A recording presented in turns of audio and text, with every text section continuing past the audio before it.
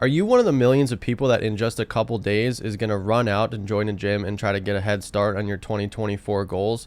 Well, if you are, here's a few tips that you should keep in mind before you sign up for a gym.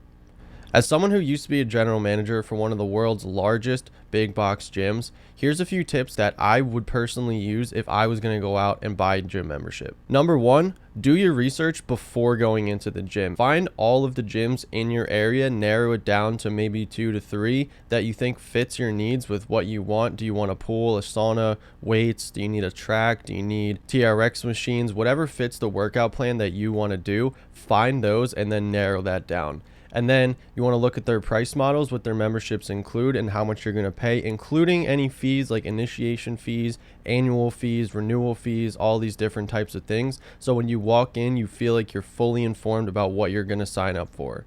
Number two is when you walk into the gym, do not tell them that you're there to sign up. Think about this as if you're going to buy a new car. If you just walk in there, say, hey, I'd like to buy a new car, immediately they're going to flag you and say, this guy's an easy sell. I don't have to put the work in. I don't have to give him the best deal. He's going to buy today, almost guaranteed.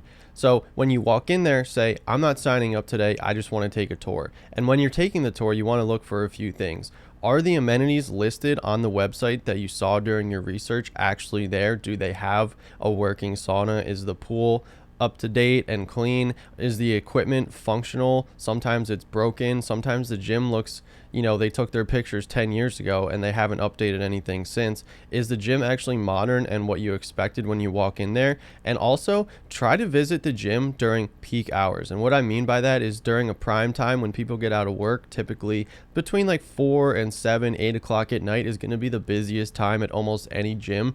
You want to get a sense of what the gym's going to look like at its peak capacity. Are you going to be waiting 20 minutes to hop on a machine? Are there a shitload of high school kids with their Crocs and their broccoli style haircuts just hanging around making TikToks? What are you doing? Nothing. Me? Just hanging around. While you're trying to work out, go when you think you're going to go. If you're going to work out at 6 o'clock in the morning, check it out at 6 o'clock in the morning. If you think you're going to work out at 10 o'clock at night, check it out at 10 o'clock at night, which brings me to another point is understand the hours. A lot of people have this misconception that the gym might be open 24/7 when they come to find out it's only open 6 to 10 at night. They get kind of frustrated by that, which is understandable, especially if they work second shift, third shift, and they need that availability. And when I said you should tell them you're not buying today, I mean that.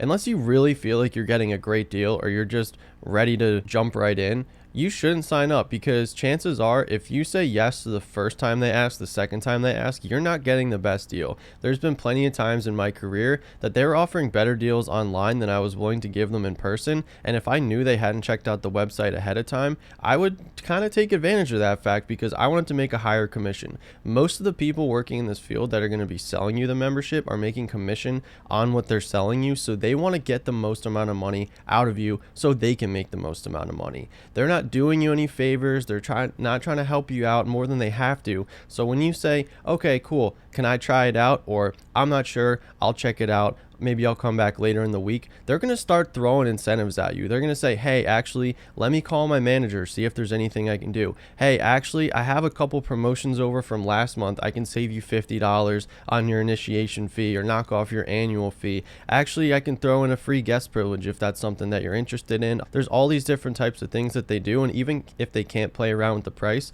more than likely they'll offer you a guest pass to actually try it out anywhere from 3 to 7 days. So now you can check out the gym for free for, let's call it a week, do that at 2 other gyms. Now you have almost a month's worth of free gym memberships, and you can really try to hone in and decide when you want to buy.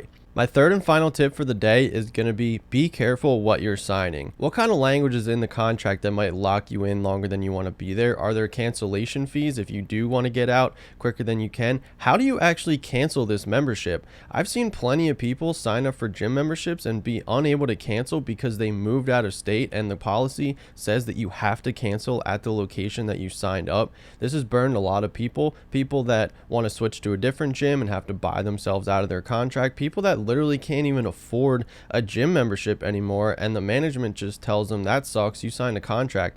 They have really no empathy for that kind of situation. So understand what you're getting yourself into and don't sign up for anything that you don't feel comfortable with. Lastly, I'll throw in a bonus tip, or tip number 4 for you guys, which is most gyms are going to make a substantial amount of money on their personal training. The memberships, they might be selling you $20, $30, $40, and where they're really trying to drive their revenue is in personal training, because they might charge you 50 or 60 bucks 2, 3, 4 times a week for a personal trainer, and that's way more that they're going to get out of the lifetime of your membership. So all of these gyms have started to try to push people into signing up for personal training, and some of these things look like, hey, we're going to give you a complimentary free workout, we're going to help you with your goals, we're going to write you a nutrition plan, hey, come back next week to finish setting up your membership, oh, you have membership perks that haven't been activated. All of these things are to try to get you to come back in. Now, if you just want to take advantage of a free personal training class and hop in with a trainer, maybe learn a thing or two,